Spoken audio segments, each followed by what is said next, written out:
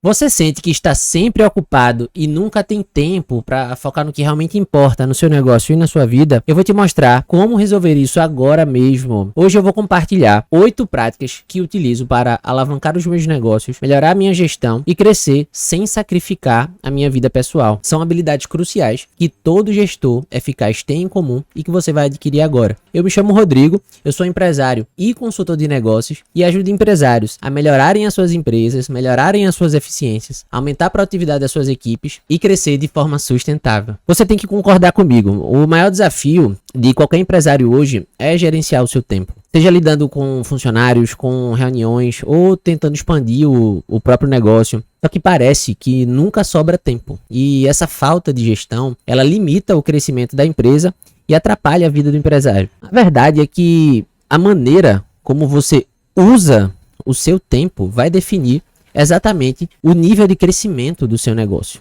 E empresários que aprendem a otimizar sua rotina, que delegam melhor e que focam no que realmente importa, sabem identificar o que realmente importa na vida da empresa, conseguem ganhar mais tempo e crescer os seus negócios de forma exponencial. Então fica aqui a pergunta, o que é que torna um empresário um gestor eficaz?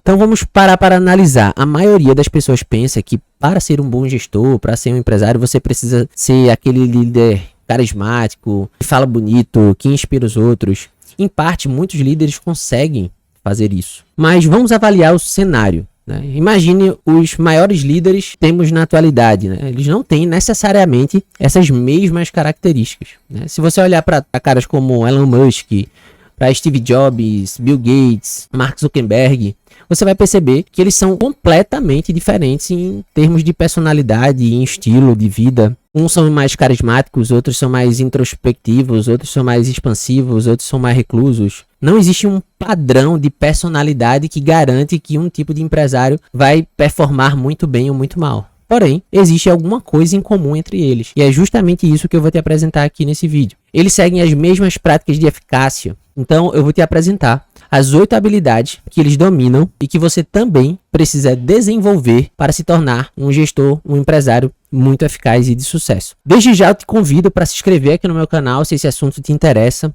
Ative as notificações. Eu dou consultoria para empresários e falo desse tipo de conteúdo aqui, um conteúdo de valor, um conteúdo que vai te ajudar a levar o teu negócio para o próximo nível. Então se inscreve aqui no meu canal, ative as notificações. Não esqueça de deixar um comentário aqui, o que é que você está achando do vídeo, se esse vídeo te ajudou de alguma maneira. Não esqueça também de deixar seu feedback, deixar o seu joinha aqui no vídeo. Isso ajuda muito a validar o conteúdo aqui do canal. Mas sem mais enrolação, vamos aqui ao que interessa, que é o conteúdo do vídeo, tá? Observe que dentro dessas 8 práticas que eu trouxe aqui, as 2 primeiras, elas são de coleta de dados. E Rodrigo, como assim coleta de dados? A primeira coisa que você deve fazer para se tornar mais eficaz é sempre perguntar o que precisa ser feito. Essa é uma pergunta fundamental. Levar a resposta a sério é fundamental para o sucesso da sua empresa. E nós vamos discutir a fundo aqui o que se trata dessa pergunta. Outra forma de coletar os dados é perguntar o que é correto para a empresa. Então, gestores de sucesso fazem essas sequências. O que precisa ser feito e o que é correto para a empresa. Vamos discutir a diferença entre elas. Ainda assim, com as 8 práticas, a terceira prática, a quarta, a quinta e a sexta prática, elas são ações. E que ações são essas? Eles elaboram planos de ação, assumem as responsabilidades das decisões, assumem as responsabilidades da comunicação, se concentram em oportunidades e não em problemas. E a sétima e a 8ª prática é conduzem reuniões produtivas, e a gente vai conversar sobre isso aqui. E, por último, o comprometimento. Pensam e dizem em nós, em vez de eu, ok? Então, vamos começar aqui perguntando como obter os dados necessários. Então, o que precisa ser feito? Essa pergunta, ela deve ser levada a sério porque, geralmente, o empresário precisa entender que não se trata do que você quer fazer, ou do que você acha mais fácil de fazer, ou que você acredita que você tem que fazer, e sim o que precisa ser feito. E entender o fruto dessa resposta, o resultado dessa resposta, é crucial para o sucesso do seu negócio. Porque a maioria das consultorias que eu vejo são empresários com diversas demandas urgentes, respondendo essa pergunta. Então, o primeiro ponto aqui, para coletar os dados de forma eficiente, é você se perguntar o que precisa ser feito e entender que isso é diferente do que você deseja fazer. Então, muitos empresários acabam pecando, fazendo o que na cabeça deles é o certo, onde na verdade existe uma diferença, e essa diferença até pequena, mas pode ter um resultado lá na frente, e você ajustar um pouco a visão do que você deseja fazer com o que você precisa fazer. Tá? Mas como fazer isso de forma prática? É você entender o que é essencial no momento atual que você se encontra. Por quê, Rodrigo? Porque fazer essa pergunta, o que precisa ser feito, geralmente implica em mais de uma tarefa urgente. Então, vou perguntar isso para um empresário na consultoria, então ele precisa ajustar o financeiro, precisa fazer script de venda, precisa melhorar o conteúdo na internet, precisa negociar com o fornecedor, ele precisa... Lógico, todas essas demandas são urgentes, mas é o que precisa ser feito agora. Então, o terceiro ponto aqui é estabelecer prioridades. O que precisa ser feito agora? Colocar todo essa necessidade que você tem e afunilar isso para chegar em uma ou duas coisas. Por quê? Eu estou há 14 anos atuando como gestor, passei 8 anos no exército, abri uma franquia, depois eu vendi essa franquia, abri um outro negócio, hoje eu tenho mais de 60 funcionários, já conheci diversas figuras, como desembargadores, juízes, médicos, cirurgiões, e eu nunca conheci nenhuma pessoa, nenhum gestor que conseguisse ser eficiente realizando duas tarefas ou mais. Lógico, existem exceções, pessoas que nascem com essa habilidade, mas a maioria das pessoas só conseguem fazer uma coisa bem feita de cada vez. Então não caia na ilusão de que você vai se concentrar. O nosso cérebro foi feito para focar em uma única coisa de cada vez. Quando você divide a sua atenção, você está ensinando a sua cabeça que você precisa compartilhar a atenção daquela tarefa. E aqui vai um conselho muito importante: nunca tente fazer várias coisas ao mesmo tempo na sua empresa. Foque na tarefa mais importante e execute ela com o máximo de perfeição possível. Foco na sua atividade é tudo. A quinta prática, na verdade, é foque no que você faz de melhor e delegue o restante. Você precisa se perguntar: o que é que eu estou gostando de fazer na minha empresa? O que é que eu de fato sou bom? Porque tem empresários que entram gostando mais de planilhas, de gestão, de técnicas, de conteúdos mais de números, mas quando vai para o atendimento, para a conversão, acabam se encontrando no setor comercial. Então você precisa entender o que é que você gosta de fazer dentro da sua empresa, o que é que você é bom em fazer, o que é que você sente tesão em fazer, o que é que você acorda motivado todos os dias, e delegue o restante, ok? A sexta prática acaba entrando na segunda pergunta, na segunda prática aqui, que é o que é correto para a empresa. Como assim, Rodrigo, o que é correto para a empresa? Muitas vezes a decisão mais lucrativa é a correta, mas nem sempre vai ser.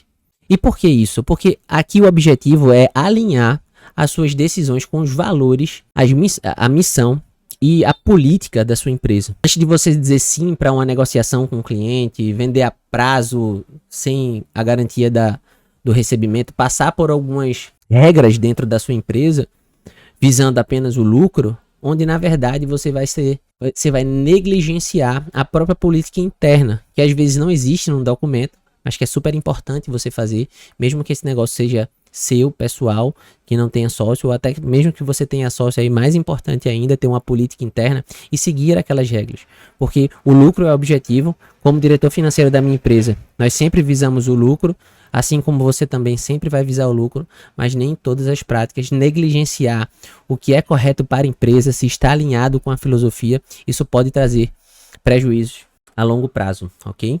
A sétima prática aqui, ainda sobre coleta de dados, é sobre um comentário aqui sobre empresas familiares.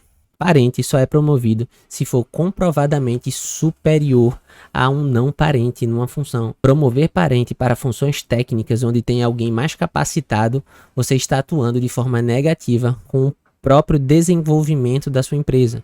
Então, lembre-se que isso é uma pergunta crucial: o que é correto para a empresa? Promover um parente ou promover alguém mais técnico no lugar da empresa, no lugar para a empresa, ok? E por último, um breve comentário é: questionar o que é melhor para a empresa não garante que a decisão vai estar correta. Nós não temos a absoluta certeza do que vai ser decidido, vai estar certo. Afinal de contas, nós estamos falando de mercado, nós estamos falando de comércio e nada é 100% garantido. Ok? Então vamos voltar aqui para as nossas práticas para entender qual é o próximo passo. Então, voltando aqui para a prática de número 3, elaborar plano de ação. Gestores eficazes elaboram planos de ação. E, Rodrigo, Como elaborar um plano de ação? Então vamos lá. Preparei também aqui um esquema para a gente entender. Entenda uma coisa. Empresários, executivos, gestores, eles adoram trabalhar. Está no sangue gostar de trabalhar. Só que essa ação, mais conhecimento, não garante que você vai obter o resultado esperado. Só conhecimento ou só força de vontade ou só trabalho duro não garante que você... Tudo isso pode acabar sendo inútil, entende? E por quê? Mesmo com a própria ação. Mesmo com a própria ação, isso pode vir a ser inútil. Então eu coloquei aqui. Quando você for elaborar um plano de ação, depois de fazer as perguntas de o que é importante para a empresa e o que está alinhado com as perspectivas da empresa, você precisa elaborar um plano e pensar nos resultados desejados, nas restrições daquele plano, quais são os pontos fracos daquele plano, fazer revisões, e a gente vai entender melhor isso aqui, e ter pontos de controle. Sabe quando você está correndo, tem uma corrida lá de rua e tem pontos de hidratação, onde você vai parar no quilômetro 2, no quilômetro 4, no quilômetro 6 para beber água? É exatamente isso que deve acontecer com o seu plano de ação. Para elaborar um plano de ação, você deve se perguntar o que a empresa espera de mim nos próximos 24 meses? Estou empenhado a alcançar quais resultados? Quais são os prazos? Se dê prazos, é importantíssimo que um gestor dê prazos. Principalmente o dono da empresa, ele precisa ter prazos para ações. E mais uma vez eu trouxe um detalhe importante. Respostas positivas não garantem o sucesso, mas a violação dessas perguntas garantem o fracasso. Já que no ponto 5 de como escrever um plano de ação, eu trouxe uma analogia importante. Planejamento não é uma camisa de força, ok? Gestores precisam entender, principalmente empresários, que planejamento precisa ser flexível. Você precisa ter uma flexibilidade com o seu pessoal para que você revise as ações, revise o curso do plano e também os resultados que você está obtendo. E por isso que é importante esses pontos de controle. Lembra lá do exemplo da corrida, onde tem pontos de hidratação? Então eu listei aqui, faz um planejamento para 24 meses de ações e onde eu quero estar no ponto A, no ponto B, no ponto C, onde eu quero chegar lá daqui a 24 meses. E estabeleça pontos de controle com 3 meses, com 6 meses, 9 meses, 12 meses, 15 meses e 18 meses. Sempre revisitando as ações e corrigindo e ajustando a direção do seu barco, ok? O gerenciamento do tempo do gestor, o seu tempo vai vir através desses pontos de controle. Se sua empresa já está mais madura, se aquela equipe que você está treinando está mais madura para fazer aquelas ações, se aquele setor está caminhando sozinho, se aquele plano está saindo do papel. Então, nessas revisões, você vai sentindo o amadurecimento da sua equipe, ok? Sem um plano de ação, o gestor se torna refém dos acontecimentos, beleza? Então, fizemos as perguntas certas, perguntamos se é ético para a empresa, elaboramos o plano, escrevemos esse plano e agora, Rodrigo, o que tenho que fazer? Quando o plano é criado, a sua atenção tem que se voltar para o seguinte: foco nas decisões. A responsabilidade das decisões é sua. Por isso que eu trouxe as seguintes considerações. A decisão do plano não terá sido tomada até que as pessoas conheçam o nome da pessoa responsável pela ação, prazo que essa pessoa tem, o nome das pessoas que serão afetadas pela decisão e que precisam conhecer, compreender e aprovar, ou pelo menos não se opor à decisão. Se você muda uma política de remuneração ou de comissionamento, os seus vendedores eles precisam concordar ou não se opor drasticamente, porque senão você vai gerar um caos na sua empresa. Eles não necessariamente precisam fazer parte da decisão, mas eles precisam entender, compreender, aprovar ou pelo menos não se opor da decisão tomada pela direção, pelo sócio, pelo empresário, ok? Revisar permite ajustes. Então, nesses pontos de controle, nesses pontos de hidratação, você vai ajustando a máquina conforme necessário, se precisar mudar o plano no meio do caminho. Por quê? É ali que você evita erros, ou que você pelo menos ajusta os erros para não comprometer o sucesso do seu plano, ok? É crucial essas revisões periódicas. Você corrige as falhas antes que elas virem problemas graves, especialmente com contratações e demissões. Esse é o principal ponto Pessoas certas nas funções certas, nos cargos corretos. E muitas pessoas negligenciam, muitos empresários negligenciam. Contratam uma pessoa, colocam ela lá e acreditam que aquela pessoa já está na função certa. Então, se pergunte o tempo inteiro, converse com o seu funcionário. Você acha que você está na função certa? Você gosta de fazer o que você faz? Você vê futuro na sua posição? Você está precisando de treinamento, desenvolvimento? É muito importante, porque são as pessoas que vão colocar você no segundo nível da sua empresa, que vão abrir espaço. Quanto mais a sua equipe estiver treinada, capacitada, quanto mais as pessoas tiverem as pessoas certas, você tiver as pessoas certas no lugar certo, mais aquelas pessoas não vão depender das suas orientações ou vão seguir aqueles processos e vão melhorar esses processos, abrindo e permitindo e dando leque de espaço e tempo na sua agenda. Por isso que é importante pontos de controle para permitir que você ajuste até as pessoas que estão executando aquele plano, ok? Gestores que tomam decisões e que as decisões ou as pessoas não evoluem ou não chegam nos resultados, concluem que não foi a culpa da pessoa, não foi a culpa do funcionário, não foi a culpa daquele colaborador, e sim que você tomou uma decisão errada, você cometeu um erro em colocar a pessoa naquela função.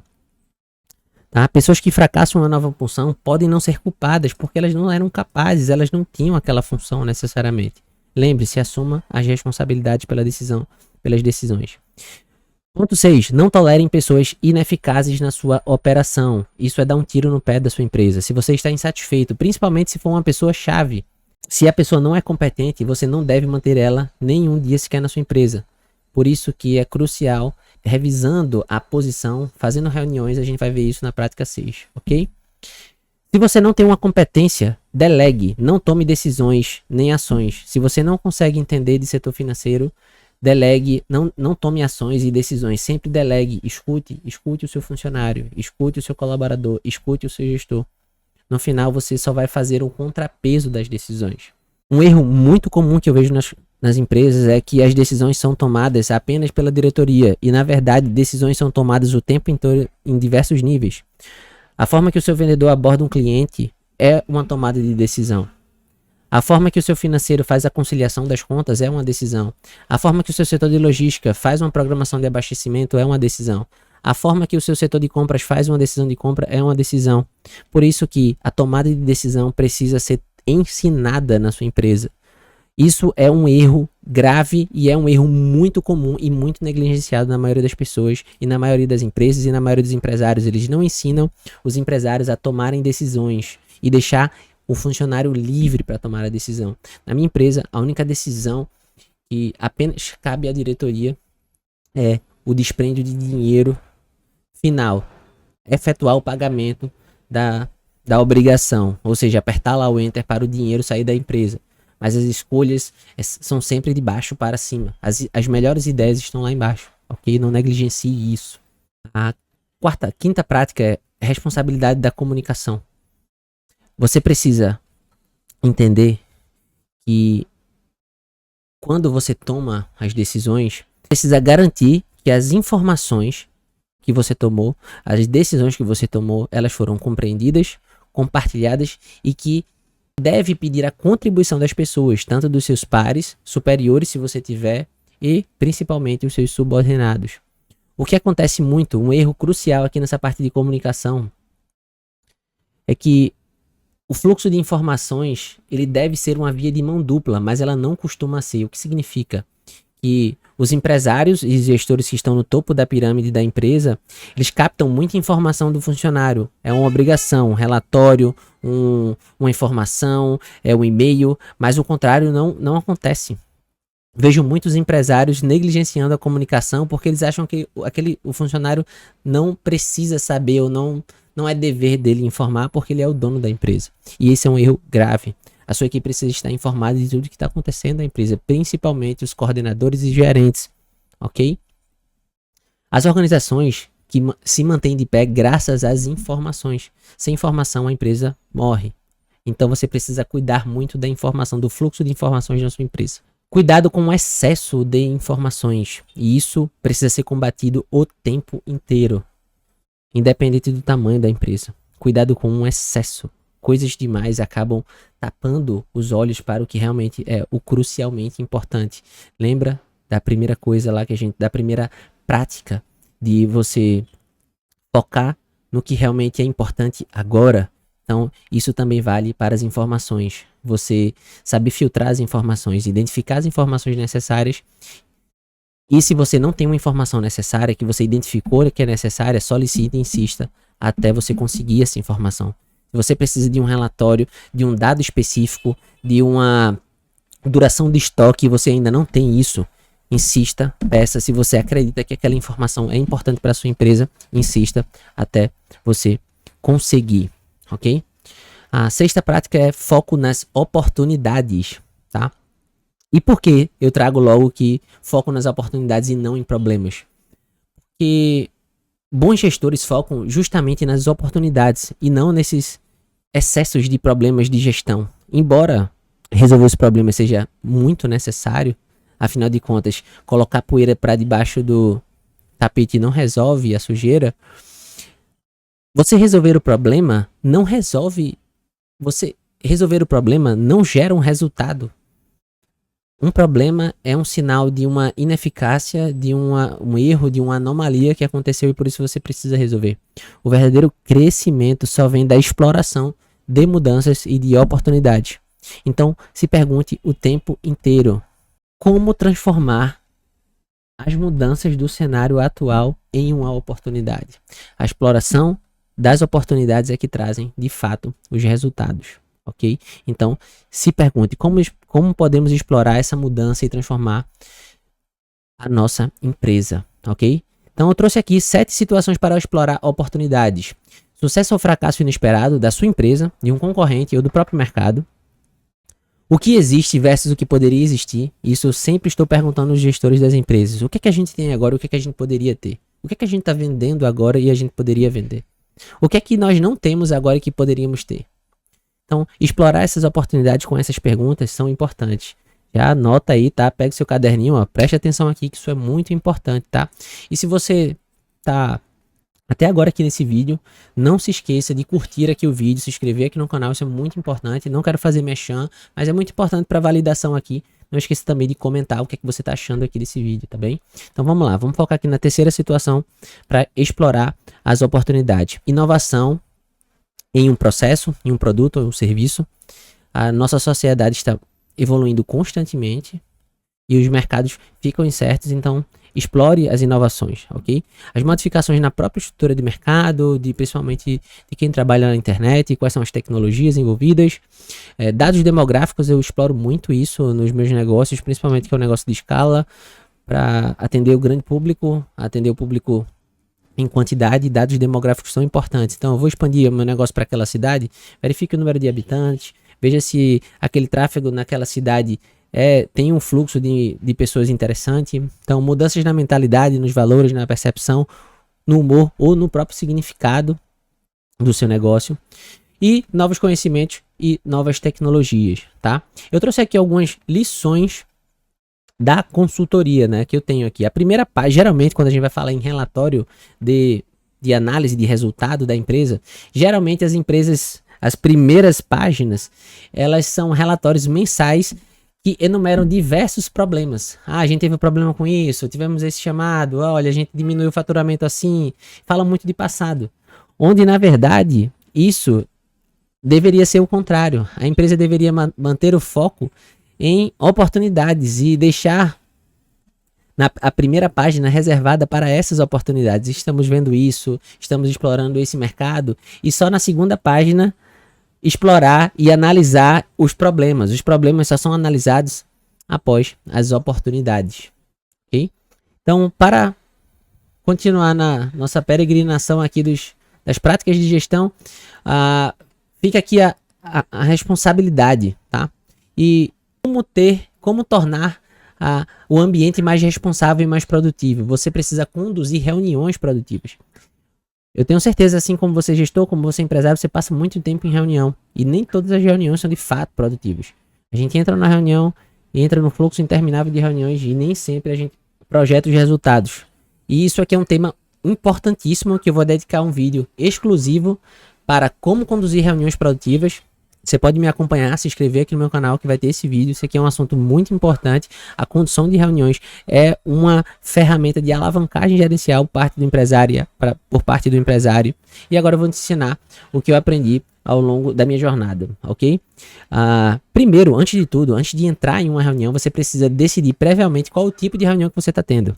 E só existe, na minha concepção e na literatura, dois tipos de reunião. Uma reunião orientada ao processo e a reunião orientada à missão.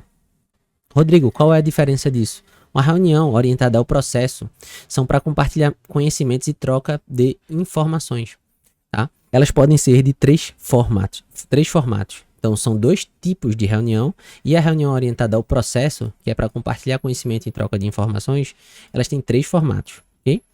Então, primeiro formato são reuniões individuais, onde você com outra pessoa, chamado de reunião 1 para 1, lá na minha empresa, ou de reunião one-on-one.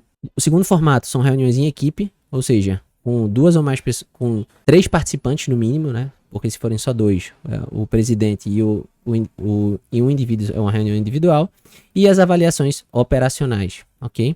A reunião individual ou a reunião 1 para 1 é uma reunião que eu gosto muito, é uma das reuniões que eu mais faço aqui dentro da minha empresa, porque ela me deixa informado de todos os setores.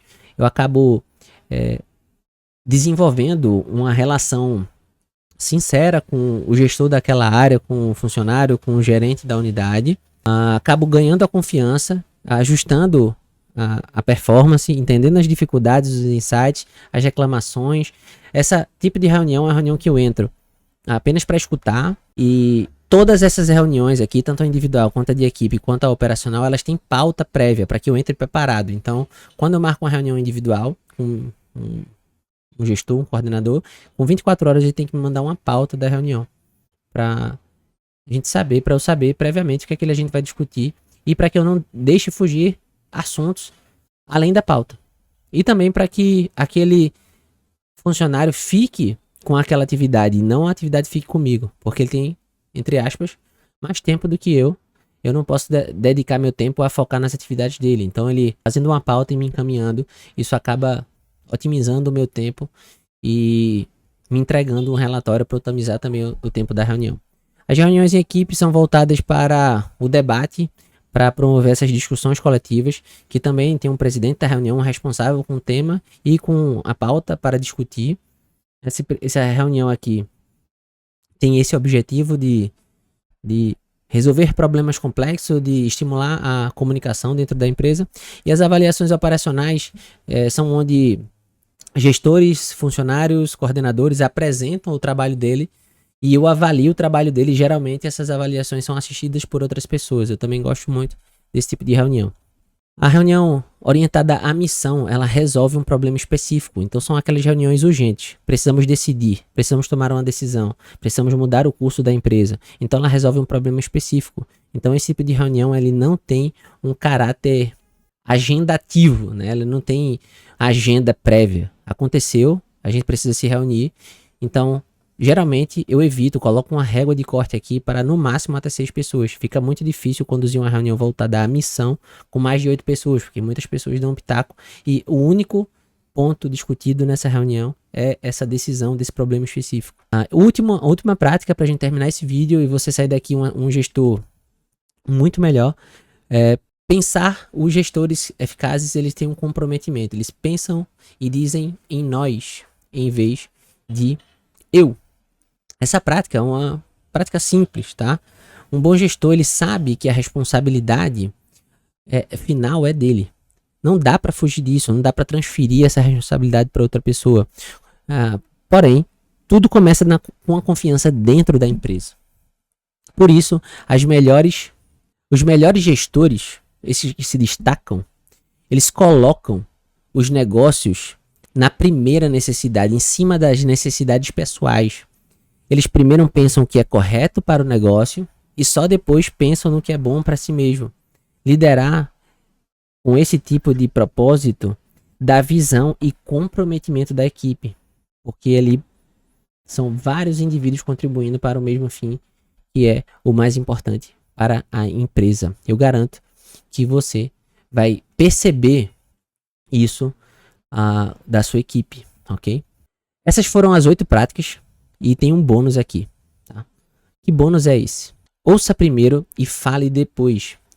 Os melhores gestores são aqueles que escutam antes de agir. Isso é muito difícil porque a gente está o tempo inteiro tomando decisão no negócio e escutar os nossos colaboradores primeiro é crucial para uma empresa autogerenciável, para uma empresa sustentável, para uma empresa perene, para uma empresa que foca em crescimento e que vai fazer você um empresário mais livre, um empresário com tempo para focar no que realmente importa, ter mais qualidade de vida e fazer sua empresa andar sozinha, sem necessariamente a sua presença. Afinal de contas, esse é o objetivo de todo e qualquer empresário. Então, recapitulando, essas foram as 8 práticas que transformaram a minha forma de como gerir os meus negócios e que, se aplicadas, podem transformar o seu negócio também. Então, na descrição você vai encontrar um link para poder baixar o resumo dessas 8 práticas. Essa apresentação também vai estar lá disponível para você implementar no seu dia. E se você quiser aprender a aplicar essas práticas no seu negócio, a crescer de forma sustentável, eu te convido para se inscrever aqui no meu canal. Toda semana eu trago conteúdos novos como esse para melhorar sua gestão e produtividade. E se você precisar, tem um link aqui da minha consultoria para que a gente possa alavancar o seu negócio e focar no que realmente importa na sua vida. Obrigado por assistir esse vídeo, obrigado por me acompanhar aqui nas redes sociais e até o próximo vídeo.